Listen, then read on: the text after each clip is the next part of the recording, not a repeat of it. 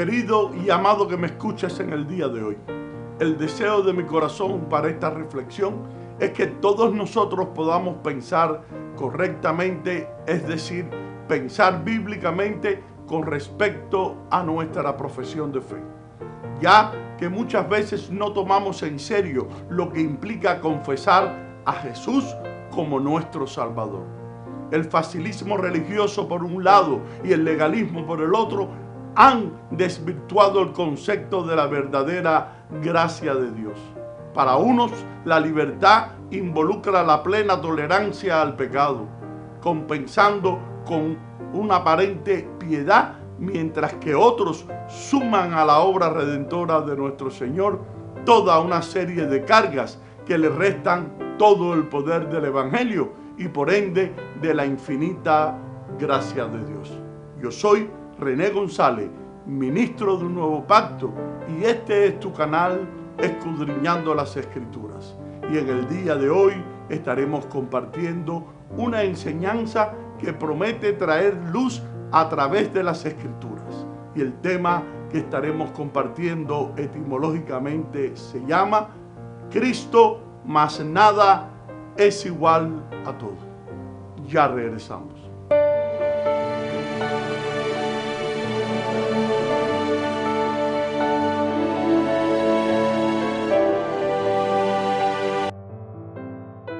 Alguien una vez nombró a la Biblia el libro de Jesús, y en cierto sentido eso es una gran verdad. Si usted entiende la Biblia, entiende que es el libro sobre Cristo, el libro sobre el Señor Jesús. En el Antiguo Testamento está la preparación para la venida de Jesús, y en los Evangelios se encuentra la presentación de Cristo. En todo sentido, la Biblia es la historia de Cristo. Es el libro que nos dice todo acerca de Él. Usted puede comenzar en cualquier punto de la Escritura y enseñar a Jesús en ella. En Lucas, un conocido pasaje, el capítulo 24, versículo 27, Cristo, después de su resurrección, reunido con los discípulos en el camino a Emaús, dice: y comenzando desde Moisés y siguiendo por todos los profetas, les declaraba en todas las Escrituras lo que de él decía. En el Antiguo Testamento está dividido en tres partes: el Pentateuco, los profetas o los libros proféticos, y la geografía o las Sagradas Escrituras, que constituyen los libros de poesía e historia. En todos ellos Jesús mostró lo que decían de Él. La Biblia es entonces el libro sobre Cristo. La Biblia es el libro de la revelación de Dios y la venida de Cristo al mundo, y es acerca de Dios convertido en hombre. En todos los aspectos de la Biblia, estas facetas son muy claras, pero de todas las declaraciones de la Biblia y la palabra de Dios acerca de Dios hecho hombre, ninguna es más importante que la de Colosenses capítulo 1, versículo 15, porque aquí tenemos la identificación del Hijo como Dios de manera muy clara. Permítame leer: el Hijo en el versículo 13 es el antecedente de la palabra. Él en el versículo 15, Él es la imagen de Dios invisible, el primogénito de toda creación, porque en Él fueron creadas todas las cosas, las que hay en los cielos y las que hay en la tierra, visibles e invisibles, sean tronos, sean dominios, sean principados, sean potestades. Todo fue creado por medio de Él y para Él. Y Él es antes de todas las cosas, y todas las cosas en Él subsisten. Y Él es la cabeza del cuerpo, que es la iglesia, el que es el principio, el primogénito de entre los muertos, para que todo el que tenga la preeminencia. Por cuanto agradó al Padre que en Él habitase toda la plenitud de la deidad. Una tremenda declaración, una afirmación trascendental para la comprensión de la fe cristiana y para eliminar cualquier confusión sobre quién es realmente nuestro Señor Jesucristo. Pablo entiende que hay un cierto sistema de doctrina falso que está propagando en Colosas, y lo entiende debido a Epafras le ha visitado.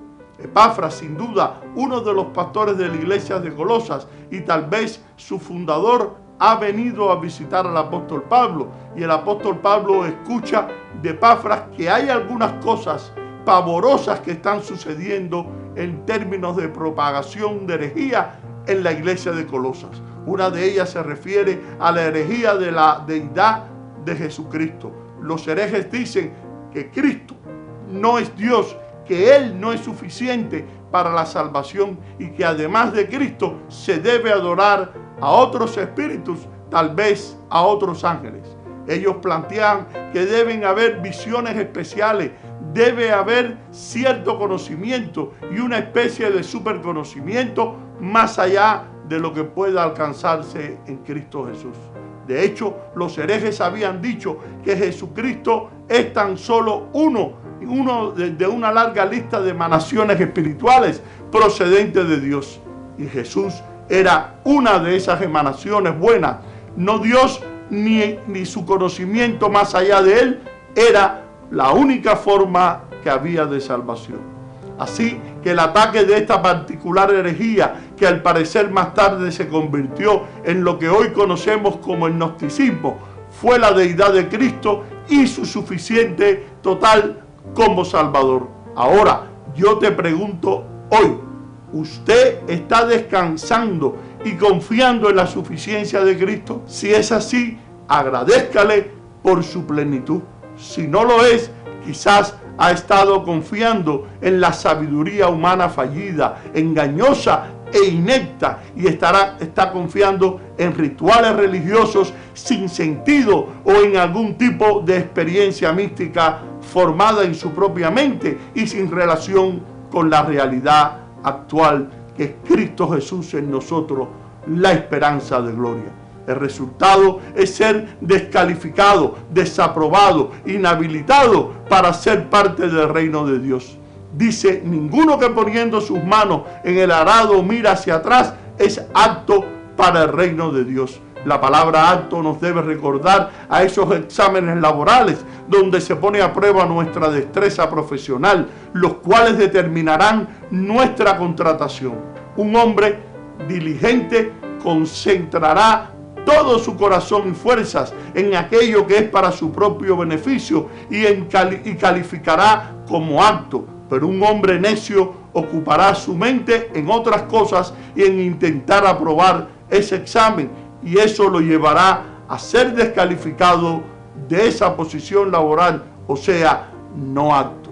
Pues de la misma forma, el que intente agradar a los de su casa, siendo estos incrédulos, y a la vez querer ser seguidor de Cristo, no es apto para ser hijo de Dios, y ser calificado como no apto para el reino de Dios es igual a la condenación. Este hombre no estaba viendo la gravedad de su falta, tratar de dar las obras al Señor. Veamos la gravedad de no entender que Cristo Jesús es el primer en nuestras vidas. Hechos de los Apóstoles 4:12 dice, y en ningún otro hay salvación, porque no hay otro nombre bajo el cielo dado a los hombres en que podamos ser salvos. Sus padres no lo iban a salvar, ni sus hermanos, ni sus abuelos, sino solamente aquel en el que hay salvación, que es Cristo.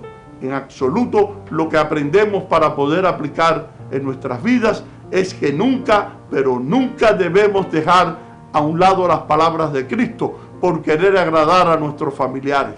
Al contrario, debemos ser firmes en la convicción que Cristo puso en nuestros corazones y siempre, pero siempre, llevarlos en toda conversación y obra a los pies de Cristo. Claro, esta es una forma sabia y concisa, y si tenemos que padecer por ello de la mano de nuestros propios familiares, tendríamos que padecer.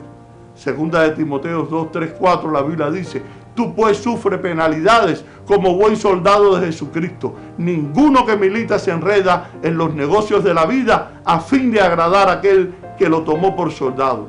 Muchos, por no tener peleas en casa, están dispuestos a almorzar en la mesa del Señor y cenar con Satanás. Eso no es correcto. El amor a nuestros familiares se desprende del amor de Cristo y que tiene por nosotros. ¿Esto qué significa? Que la forma de expresar amor bíblico a nuestros familiares no es concediéndoles lo que desean, no, sino concediéndoles el Evangelio de Cristo en palabra y obra. Marcos 5:19, la Biblia dice: mas Jesús no se lo permitió, sino que le dijo: vete a tu casa, a los tuyos, y cuéntales cuán grandes cosas el Señor ha hecho contigo y cómo ha tenido misericordia de ti. Nadie que confiese a Cristo como su Señor y Salvador debe mirar atrás a su vieja vida y el amor preeminente a sus familiares, ya que ello demostraría que su corazón no está verdaderamente con Cristo y por ende sigue en condenación. Hombre así no es apto para el reino de Dios. Al contrario, un hombre que ama realmente a sus familiares bíblicamente, este vive para Cristo y demuestra su amor a sus seres queridos, llevándolos a los pies de aquel que es la luz de los hombres, que es Cristo Jesús en nosotros, la esperanza de gloria. Tal vez ha estado pensando que su propia negación o dolor autoimpuesto de alguna manera ganará el favor de Dios. Si ese es el caso, déjelo todo a un lado y en una fe simple como la de un niño, abrace a Cristo como resucitado, como su Señor y Salvador, y Él le dará la salvación total en el eterno perdón y la victoria total.